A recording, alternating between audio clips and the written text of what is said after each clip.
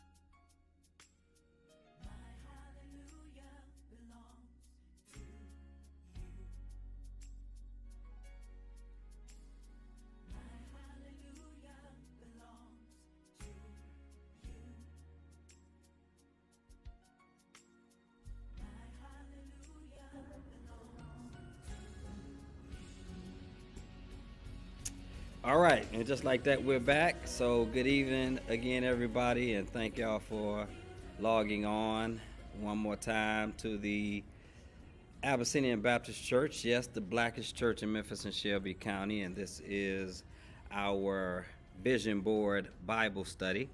I'll say some more about what Vision Board Bible Study is for those who may be visiting with us for the first time. And as a matter of fact, if you are connecting with us for the very first time, please say something in the comment section because we want to be able to follow up with you. We thank you for taking time out of your day to spend it with us in dialogue and discussion about matters of divinity. Good evening, Keetra. Good evening, Sister Colleen.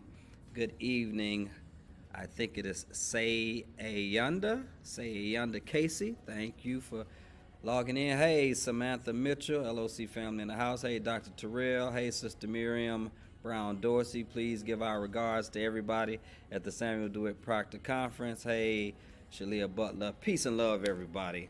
I want to make the most of our time. So again, if you have any prayer requests, won't you be so kind? Hey, Antoine Fisher, and no, not the movie star, y'all, even though that's my big cousin and he is a superstar to me, and also has a book out.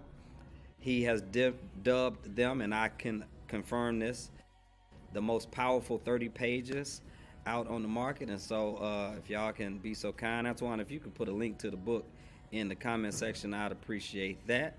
It is a journey of his battle with grief after the loss of his son, Devontae Fisher. And so, hey, Antoine, thanks for logging in. Hey, Reverend Daryl, good evening. Good evening, good evening. So, again, if there are any prayer requests, please submit them in the chat. We'll make the most of our time. I know some of us are still getting settled like me from the evening. I'll say some things about Vision Board Bible Study overall. I'll do a little bit, hey, Amber Sherman, I'll do a little bit of review from last week for those who did not catch it. But if you did not catch last week, I suggest, no, I'm sorry, it was week before last. Last week was Valentine's Day, and I hope y'all showed some love to yourself and or those who you are in love with. Denise and I had a great time. She cooked, and she's a bad sister, and so love you, Denise. Who y'all make sure y'all salute her too, cause she's holding it down with the ABC Innovation Station, even as I'm trying to navigate some of these things too. Antoine, stop, man.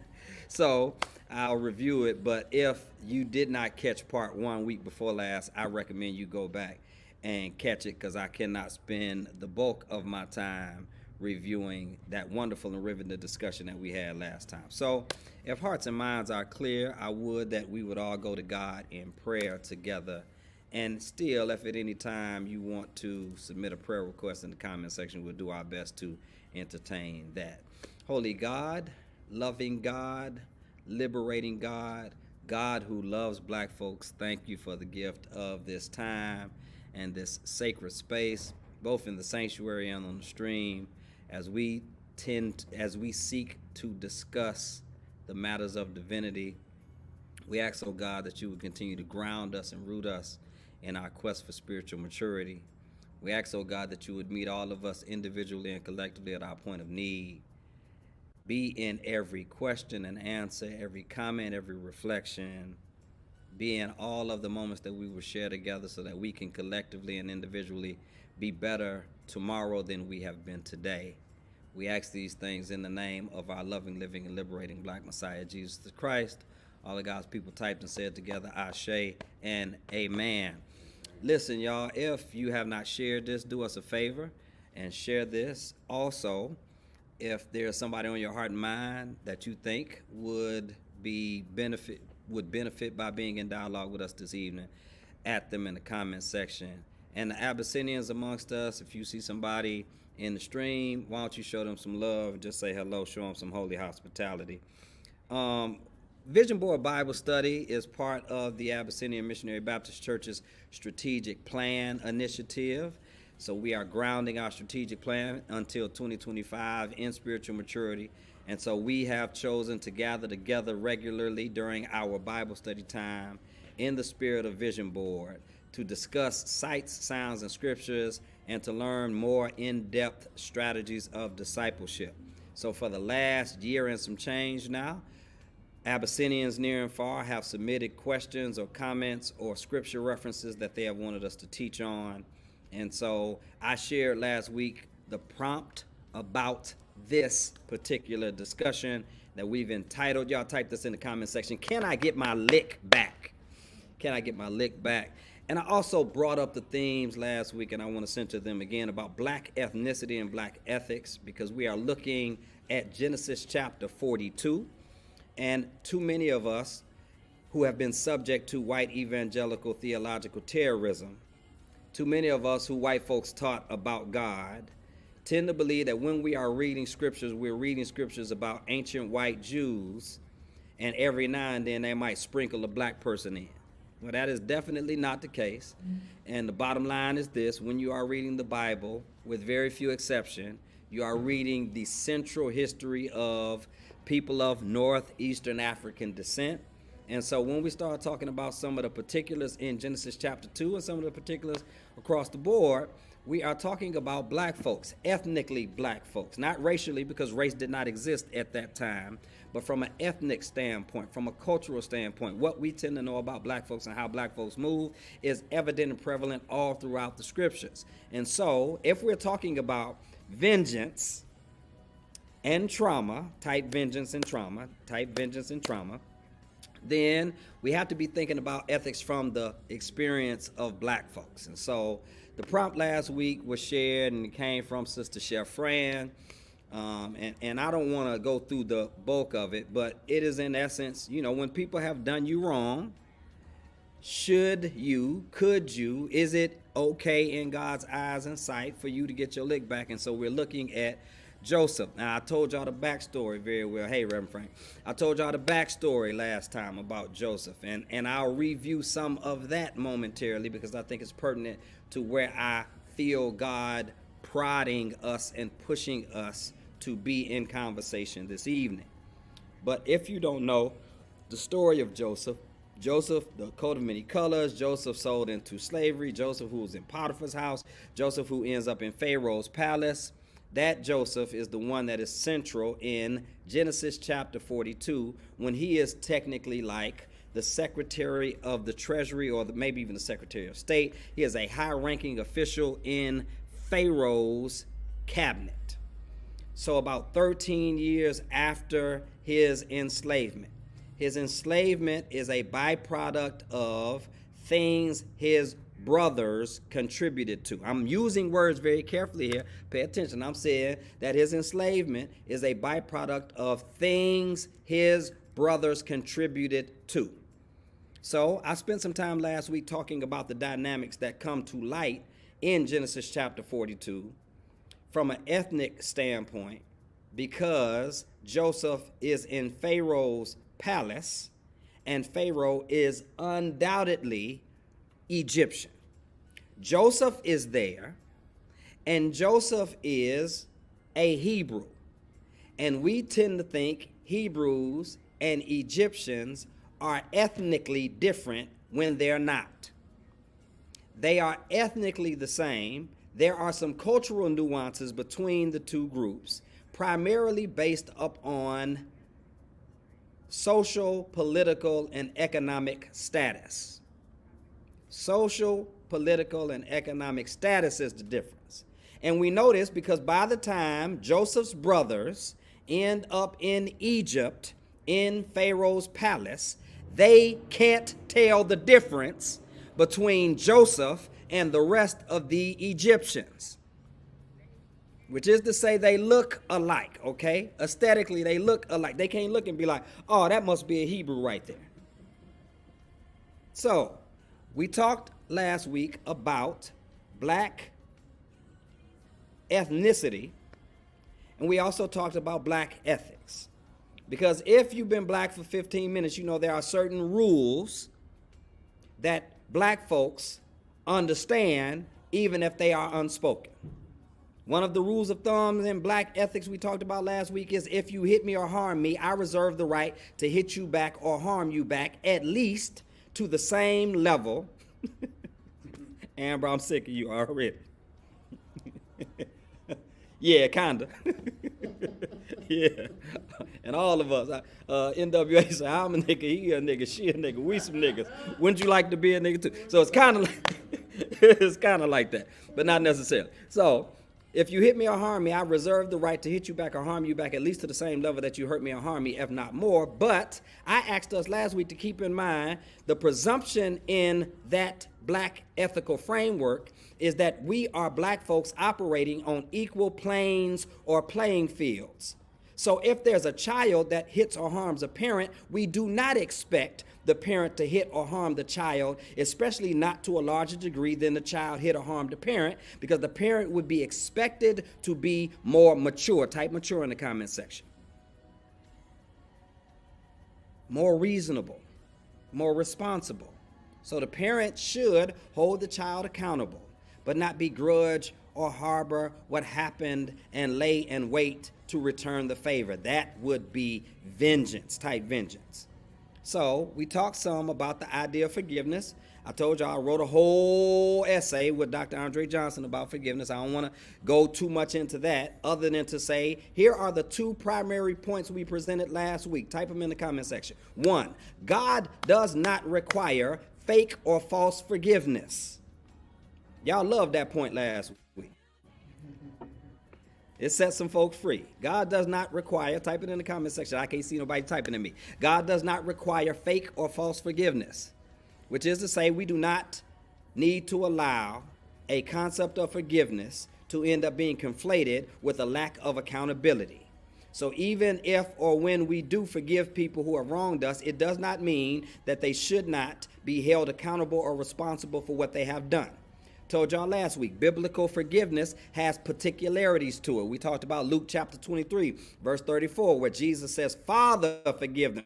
He didn't say, I forgive you. He says, Father, forgive them, for they don't know what they're doing. We talked last week about John chapter 1, verse 9. If we confess our sin, then God is faithful and just and will forgive us our sin and purify us from all unrighteousness. There's no mandate to forgive folks who ain't even asked for forgiveness. We also, as we said last week, need to be honest with ourselves because we are not always the one who have been wronged. We are also guilty of doing other people wrong. So the model prayer says, forgive us our debts or our trespasses as we have forgiven our debtors or those who trespass against us. So sometimes we have to look at it from the maturity of it ain't always me that's the victim. And I'm going to want some grace. I'm going to want some mercy. Even if I affirm and accept the accountability, I still want some grace and some mercy where it can apply.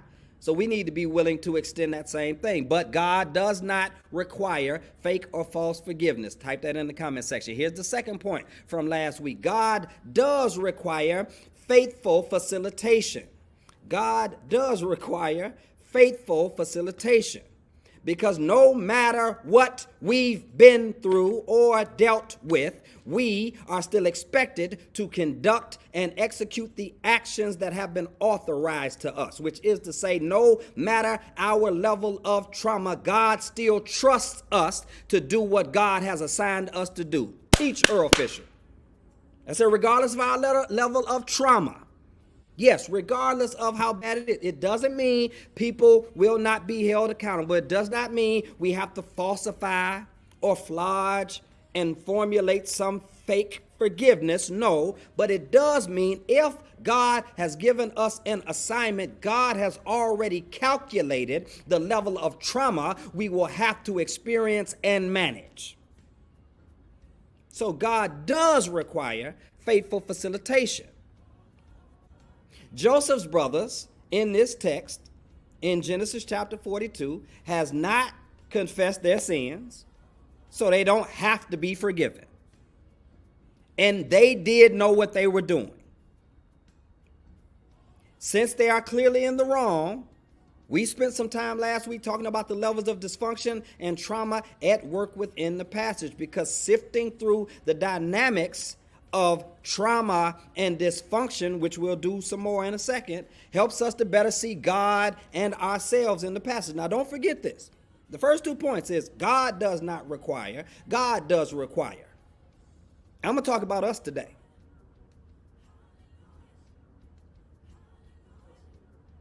There's a lot of trauma present in the passage. We talked about that last week. And when we can push past the pain and the trauma and properly process what the assignment is, we then figure out how to mediate grace instead of asking for malicious get back. I'm going to say some more about that. Because last week, here's where we kind of concluded. In order to get your lick back, you got to be on equal playing fields. So if you end up in a position like Joseph ends up here, where you're socially, politically, and economically, and I would even argue theologically, above the ones who committed the infraction, you have to lower yourself in order to get them back. Teach Earle Fisher. Don't log off, lean in. If we have social, political, theological, familial power over the people who harmed or wronged us, it is not getting your lick back. It is mismanaging your ministerial platform. Joseph at this point is not in danger of them harming him again. Amber, I can't stand you right now. Amber says what she's hearing is we can get our lick back, just not maliciously. No, here's what you should hear.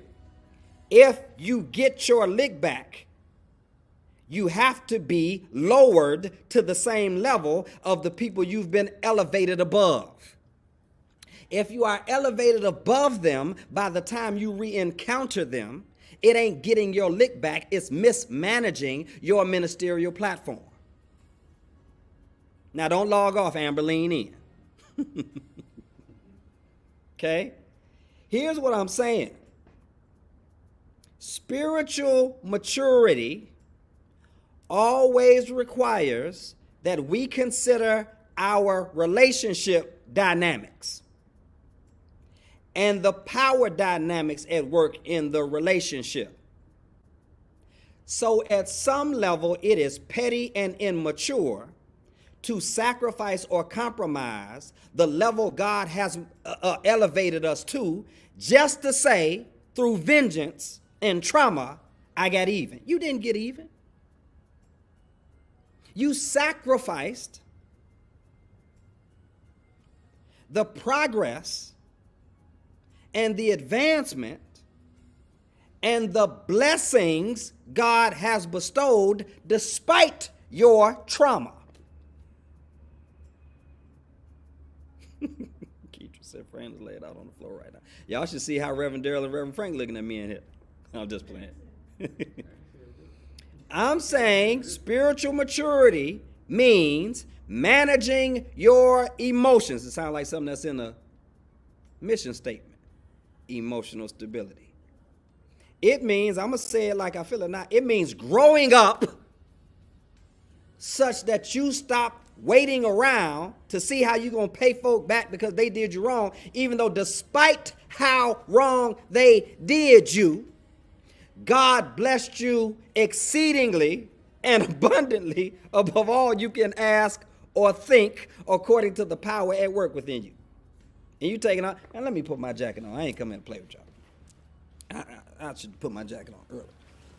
Now, spiritual maturity demands that we deal with our desire. I know it's tough, Angelo, stick with me. Our desire for vengeance and confront the realities of our trauma. That's what you do when you spiritually mature. Before you get them back, before you, let me put it in this context. Before you compromise the platform God has blessed you with, before you sacrifice all of the good things God has provided for you, deal with the desire for vengeance. Why you want to get, listen to me. Type this in the comment section. Why do I want to get them back so badly? Here's something I had to learn in basketball. This competitive guy, right? And I understand there's going to be limitations to this reference point.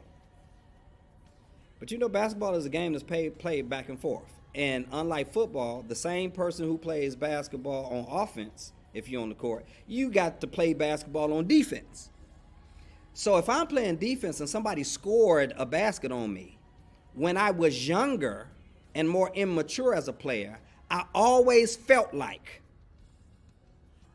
I had to go back and score on the person who just scored on me. Notice I said when I was younger and more immature. As I matured, I realized I had a higher level of responsibility. I had a higher platform. I had a higher purpose. I was concerned more with my team winning than I was proving to the person who scored on me that I could score back on you. Now, did it happen sometime? Absolutely, as God would see fit. But it was in the framework of the team strategy. So I'm asking you to put this in the comment section so that it can sit with you. Why do you have a desire to get them back? Are you not winning? Do you feel like you're losing? There are things related to our desire for vengeance that we need to address, and there are realities related to our trauma that we need to deal with. Just because they deserve it, Amber, does not mean you have to get them back. Here's something the elders used to say. God'll handle it. God. And look, it's quite possible that God will create a table before you, even in the presence of your enemies. You don't, okay, now, this happened I don't know, did I do that? Because me and Denise discussed this last time. I don't know how that happened. Anyway, the thumb up thing. Was that the thumb down? I think that was the thumbs down. That means y'all don't like what I'm preaching now. No, I'm just playing. God prepares the table. And maybe some of us who have not adequately dealt with our desires or reconciled with the realities of our trauma think we supposed to create the table. That ain't what the psalmist says. God creates a table before me even in the presence of my enemies. Now, here's the thing. I'm so focused on God and the table, I don't care if my enemies are there or not. I just want God to bless me with the table. So here's what we need to do. Type this in the comment section, y'all. We must direct the focus of our frustration. Now, I'm about to try to establish some criteria on getting your lick back. Because it is possible that, God might provide the opportunity, but here's what I want us to consider, even as we desire payback. You better begin by addressing the root cause of the trauma. Come here. I said direct the focus of the frustration. I'm going to read verses 1 through 5 in Genesis chapter 42. So if you got a Bible or a Bible app, turn to it. Lee Kendrick, hey, good evening. I see your comment. I'll come to it in a second. Let me try to press this point out right quick. The point is, everybody type this now. We must direct the focus of our frustration. Chapter 42, verses 1 through 5. When Jacob, somebody type Jacob in the comment section, learned that there was grain in Egypt, he said to his sons, why y'all sitting here looking at each other? You know he a black father. Because I'm telling you, that's something. Why y'all sitting up here looking at each other? He said, I've heard that there's grain in Egypt. Go down there and buy some for us so that we may live and not die. Quick aside, back to black ethnicities.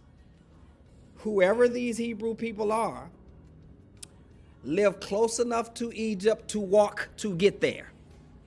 Ain't no Uber, ain't no Amtrak, ain't no American or Delta or United Airlines, okay? He's telling his sons, there's a famine where we are, but there is grain in Egypt. I need y'all to go to Egypt, buy some for us so that we can live and not die. This is verse 3. Then 10 of Joseph's brothers went down to buy grain from Egypt. Verse 4.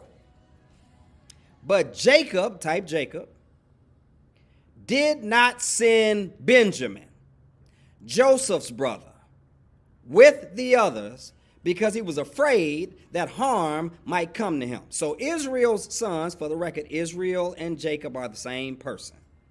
Israel's sons were among those who went to buy grain, for there was famine in the land of Canaan also.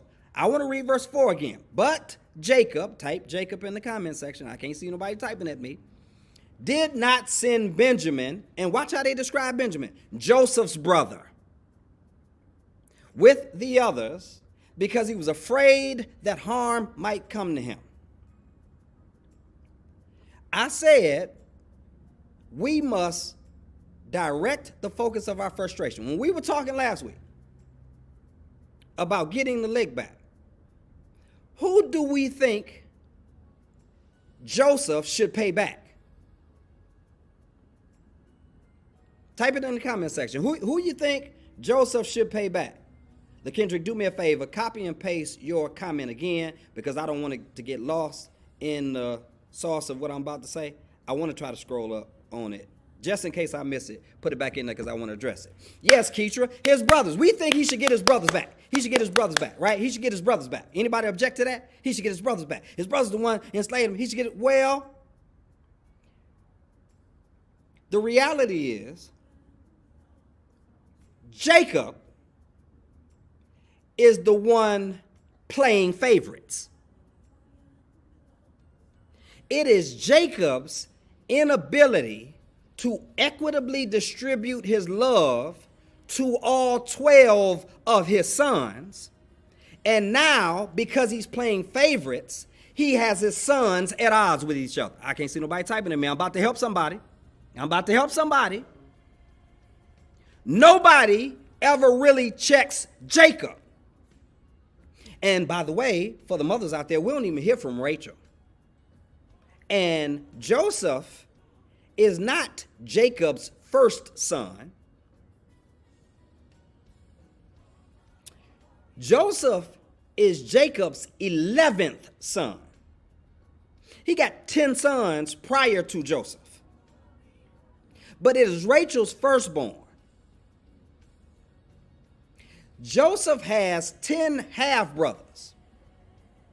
But nobody really checks the parents in creating conditions and cultures in the house that cause division and jealousy amongst the children. Please be very clear. What happens in chapter 42 starts well before chapter 42. Go back to chapter 37. And let me just lean in and teach black for a second, because this is exactly how white supremacist patriarchy and misogyny and theological terrorism continues to function right now. Think about how much black folks are feuding with each other. Think about how much men blame women and women blame, I'm talking about black women blaming black men for everything. Black men blaming black women for everything. You got queer folks blaming straight folks for everything. Straight folks blaming queer and gay folks for everything. You got cisgendered folks blaming trans folks. Trans folks blaming cisgender. You got rich folk blaming black folk. Blaming everybody except for the source of the trauma and the continued supplier of the trauma. I'm having too much fun now because this time is flying. So you're saying that the trauma is being misdirected? Reverend Darrell asked me if I'm saying the trauma is being misdirected. Yeah, because the kids should have beef with the parents. But we think Joseph's supposed to pay his brothers back without ever asking the question, why did the brothers feel that way? What was the parent doing to mediate between the children? Jacob gives this man the coat of many colors. He playing favorites. That's what, there you go, Reverend Darrell. That's what popped it off. And Sister Casey, yeah, in a sense, maybe Daddy did it, but I just got a sneaking suspicion because I know how black households work. Daddy ain't operating by himself. Don't forget, this is Rachel's firstborn. Now, I don't want to do too much what's called eisegesis. I ain't going to read too much into the text because it don't say that Rachel told Jacob, but that's my boy. That's my boy right there. The rest of them kids, them Leah's kids. Them ain't my kids. We don't know the particulars of the dynamics, but we do know we've been conditioned to expect Joseph to enact vengeance rooted in a trauma that does not start with his brothers. Also, if you ever go back and read chapter 37, this is why you got to make sure you direct your frustration. See, if we left off last week, even the folks who said, yeah, I still need to get my lick back, see, you going to pay back somebody who don't deserve to be paid back. Maybe that's why the elders used to say, God will take care of it. Or maybe that's why the scripture says, vengeance is mine, says the Lord. Because there's so many parts of the picture that we don't tend to see. Genesis chapter 37 acknowledges that the siblings have different personalities and postures. So one of Joseph's half-brothers, the firstborn, Reuben, actually tries to stop what happens to Joseph. Not only Reuben, Judah negotiates with the rest of the brothers because the plot was to kill Joseph. The plot wasn't starting off saying, let's sell him into slavery. That was a compromise. Now let's talk about getting your lick back again, because last week everybody pay all of them brothers back. All of them guilty. See, and that's how trauma works. It makes us so immature and so impulsive because we won't deal with the source of it, that we will mess around and lash out and hit people that don't deserve to be hit. And as a matter of fact, let's wrestle with this question. Judah negotiated so that they didn't kill Joseph. So does Joseph owe Judah something? I mean, you counting where the lick's coming from and who did what, right? But last week, nobody said, hey, which one of the brothers were primarily responsible? Did any of his brothers speak up? And I'm inclined to believe, because I know the Blackest Church of Memphis and Shelby County, most of us ain't went back and read what happened in Genesis chapter 37. I mean, you could have. You could be so curious and so desirous of spiritual maturity. You could be so responsible, not just sitting back waiting for Pastor Earle to tell you what scriptures to read, that if we started looking at Genesis chapter 42, and you know there's a character in there named Joseph, and you know he ends up in the palace, you might want to go back and read for yourself just in case your pastor missed something. Okay, I digress. Don't log off, lean in. My point is, if we calculating who getting licks and who deserves this and you trying to pay folk back, I didn't hear nobody last week say we need to focus on Jacob and the parents who foster an environment of favoritism and causes sibling rivalries. We didn't say, did anybody step up for Joseph? We didn't know that part of the reason Joseph is still alive is because one of his brothers said, let's not kill him. Here's a compromise. I know y'all want to do something, let's rough him up a little bit, throw him into a pit. Joseph could have been dead. Does he owe Judah some gratitude? But see, this is what happens when some of us end up in positions of power and authority. We forget some of those particulars. We just trying to figure out who we gonna get back. I couldn't wait till I got to that position. So I'm gonna tell them, no. See, you missing it. Spiritual immaturity has us missing it. Impulsive desires for revenge cause us to group people together unjustly, and it creates too much collateral damage. I'm gonna get all of them. All of them didn't do it. And clearly, if you want to get all of them, and you will not direct the focus of your frustration, you too spiritually mature to properly manage the platform. And if I was you, instead of worried about getting them back, I'd be worried about my spiritual maturity, because I don't want to forfeit the platform God has provided for me. Trust me, I'm a pastor. Do you know what it would be like if I got everybody back? Y'all listen. I'm trying to tell you. Let me say this last part, and then I'll wrap it up. Y'all, I could see y'all looking at me funny on the stream. Ooh, it's some weak comments in here.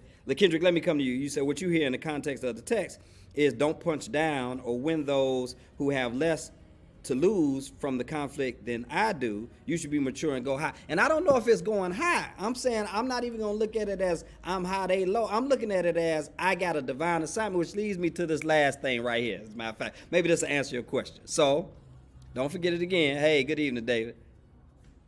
David, I'm just realizing. We got an inside joke. I'm just realizing something about the numbers, but that's funny. Anywho.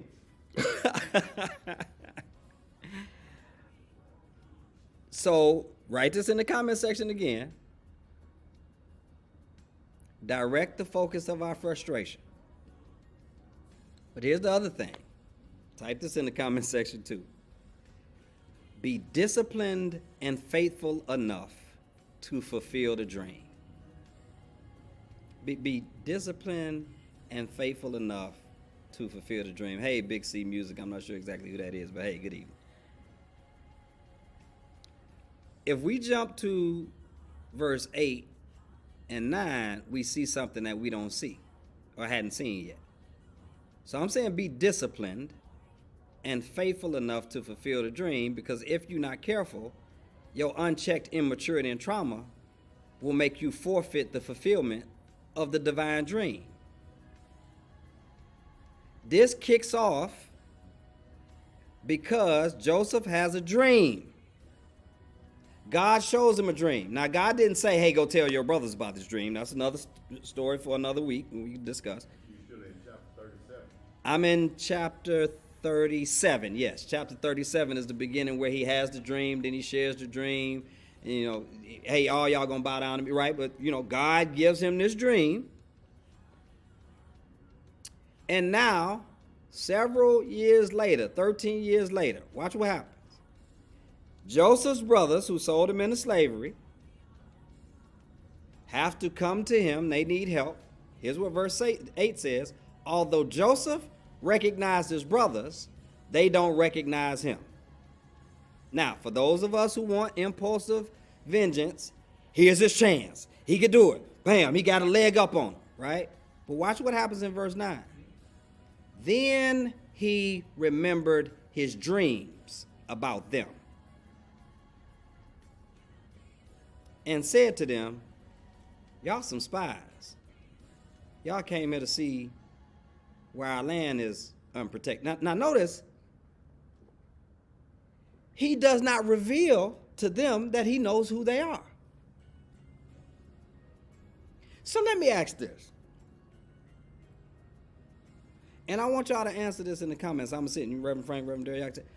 What would be the equivalent of Joseph getting his lick back? What does that look like? So everybody been, you know, who've been thinking about it, he should get him back. What should he do exactly?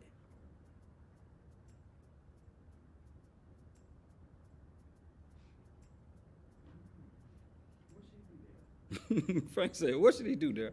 What should he do? How should he get his lick back? If we plan get your lick back, what should he do? Now his brother's right there. He got the drop on. Run the face. Brandy. Frank said the same thing. Frank said, start swinging on the niggas. Just right out the gate. Just pow. Just. Okay. All right. Anybody else? You know, what should he do? Okay. Just not help him. Okay, Sister Casey. Yeah, not help him. That's an option. Okay. So is what not getting his lick back? Where he called them spies and didn't tell them who he was immediately? I'm going to argue, no, that's not him getting his lick back. Angelo, this is not David and Goliath. I don't know if the text says anywhere that Joseph has a slingshot. He might have one somewhere. You know, they did take up arms. He probably had a sword or a spear or something like that. But yeah, I'm going to argue. So David is letting them be. Is that getting your lick back? I'm asking because we've conjured up something just on the surface by impulse, and there's nothing wrong with impulses if you don't act on them, right? Because we are human, so we have impulses. I'm saying spiritual maturity means you recognize and identify what the impulse is, and then you try to get to the source of it and see if it's trauma-ridden, so that you can respond more maturely. That's what responsibility is. It's the ability to respond maturely. He could have withheld the resources from them and let them starve. So let's just say, consider all of this. Okay, cool. But if he would have done any of those things, he would have forsaken his opportunity to fulfill his dream. All he had to do to fulfill the dream, and in the dream, if you go back and read it, he says his brothers are going to bow down to him. They ain't bowed yet. Because they don't even know who he is. Right? But they're asking for something. Now, if he starts swinging on them, he's going to get in trouble with Pharaoh.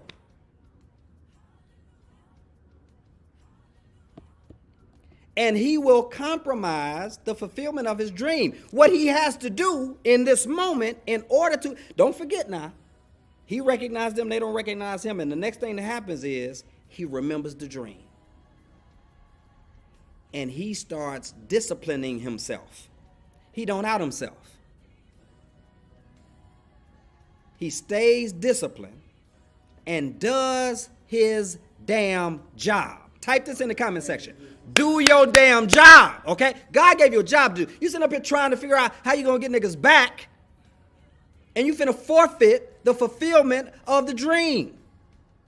I ain't got time to be trying to figure out how to get niggas back. I'm too busy trying to make sure I do my damn job so that I can get the fulfillment of the dream God showed me. So he understood the assignment. Reverend Darrell said he understood the assignment. That ain't what I said type, Keetra. I said type, no. This is Blackest Church in Memphis and Shelby County, okay? Type this. Do your damn job, okay? Because this black ethics we talking about. Yeah, thank you, Brandy. Thank you, Dr. Terrell. See, because you know, some folks don't understand them but the cuss. See, you know, you're not going to mature if you don't. I will get there, Sister Casey, how he gets there. Yeah, after that. But I'm saying this. What he starts to do in verse 9 is his job. His job is to protect the grain that has been assigned to him. He has a duty to vet those who come to get what is under his jurisdiction. And it don't matter who they are. So even though he has a history with them, he does not treat them any differently than he would have treated anybody else. He would have had to make sure that they aren't about to infiltrate the stash. So he does not reveal himself. You have to be disciplined and faithful enough to make sure the dream is fulfilled. You're going to mess around and spill the beans trying to get some revenge that you don't even need to get. Stay focused and do your. Here's the question I'm asking y'all, and then I'm done. I'll take any questions y'all have. We got a few minutes left. What is the assignment that God has given to you?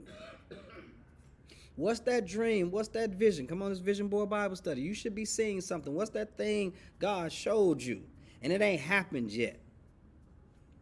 I hope the reason it hasn't happened is because you busy trying to get licks back. Stay disciplined. Stay focused. Do your damn job. Do what God told you to do. Yeah, look, I don't know, Angelo, if it's just this matter of toughness as much as it is the desire to see the fulfillment of what God wants and shown us has to be higher and deeper than the desire to get the lick back. Be very clear. I still reserve the right to slap the taste out of niggas' mouths. I reserve the right to do it. But I just have to count the cost. And my desire to please and honor God is higher than my desire to pay people back who I feel like did me wrong.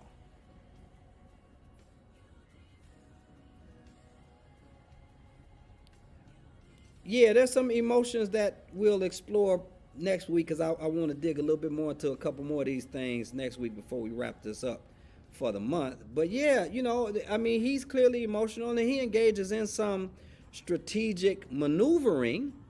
But I'm saying, look at the discipline. Like, if you are too spiritually immature, as soon as you see them, you immediately think about what they did to you, and you feel like you got the upper hand and the drop on them, and you've been waiting 13 years to get them back. Well,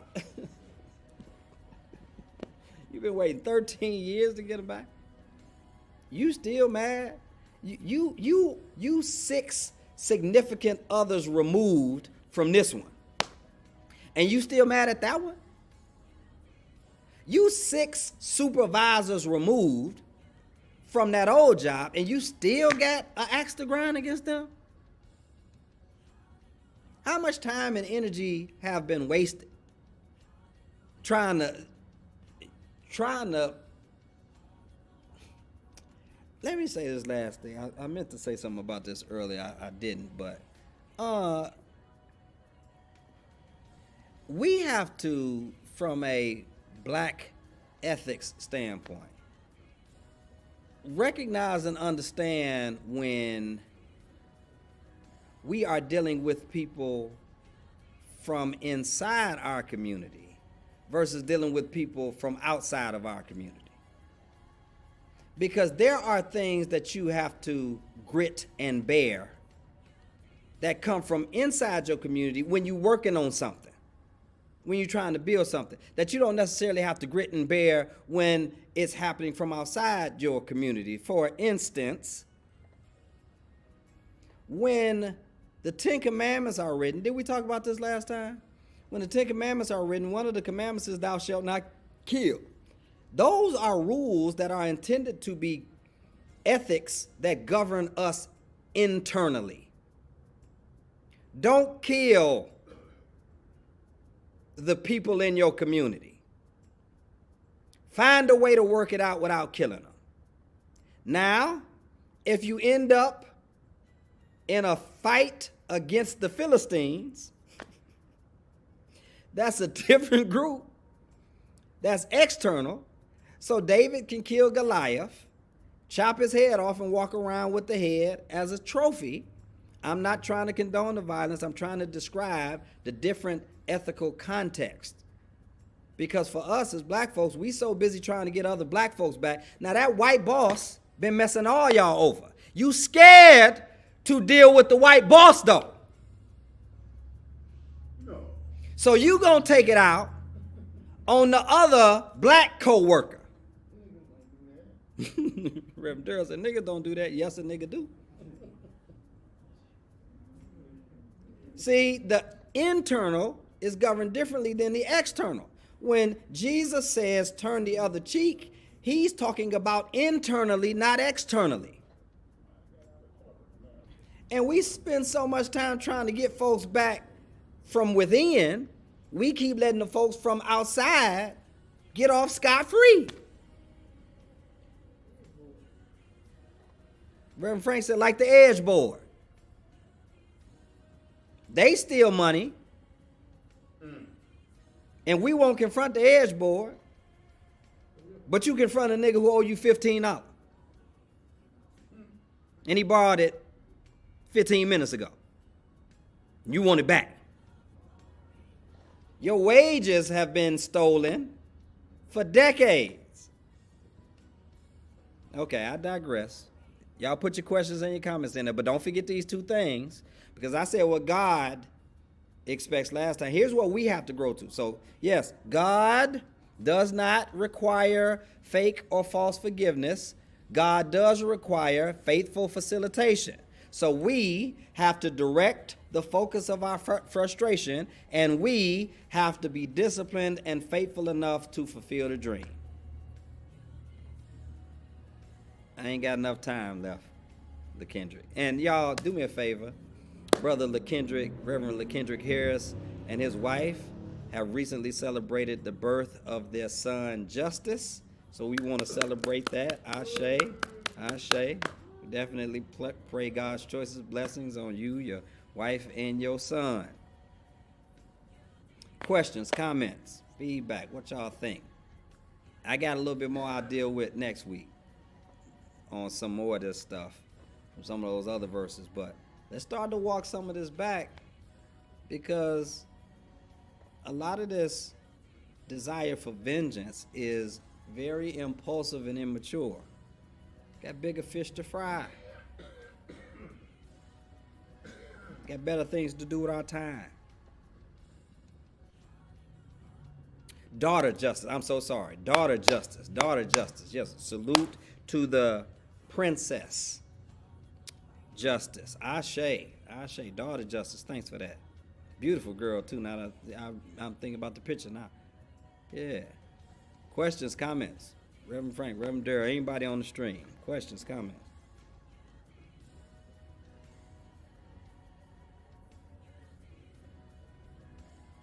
Keitra, what Chef Fran got to say now? No, I'm just playing.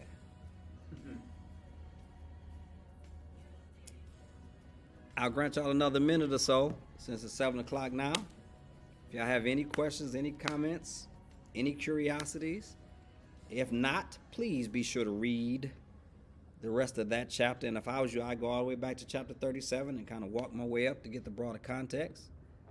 For those who are watching and logged in for the first time, thank you.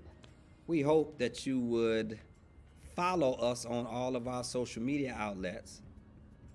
So, some of you are watching on Facebook. Make sure you have liked the Abyssinian Missionary Baptist Church Facebook page.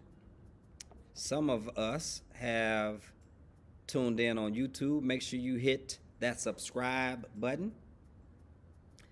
I don't know, but some may be watching on Instagram. If so, make sure you click the follow button on the Abyssinian Missionary Baptist Church page.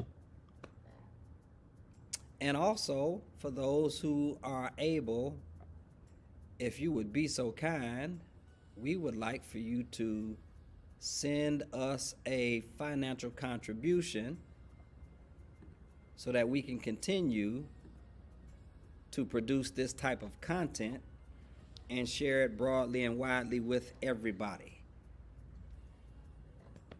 Especially for those Abyssinians who may have forgotten to share of your tithe and or offering on this past Sunday. You don't have to wait till this Sunday. You can give via Cash App, via PayPal, Givelify, old school snail mail on the P.O. box that's on the screen, or you can mail a check or a money order to 3890 Mill Branch, Memphis, Tennessee, 38116.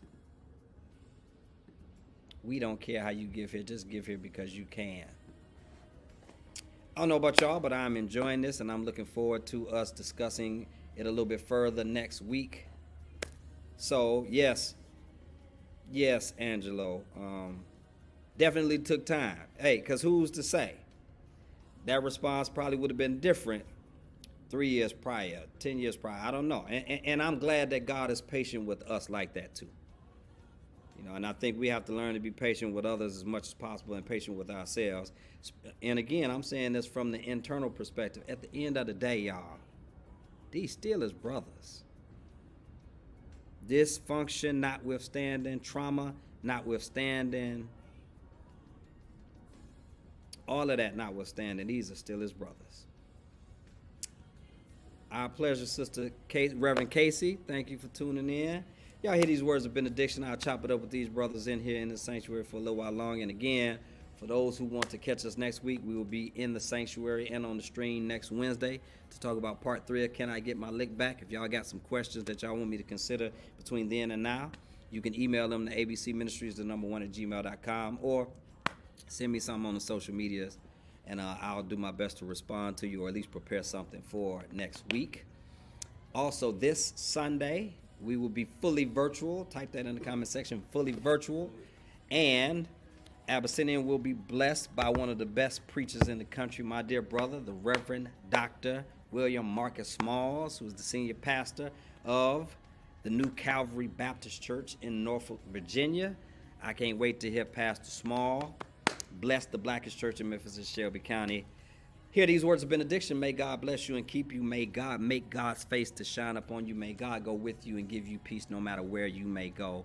In the name of our loving, living, and liberating Black Messiah, Jesus the Christ, all of God's people typed and said together, Ashe and Amen.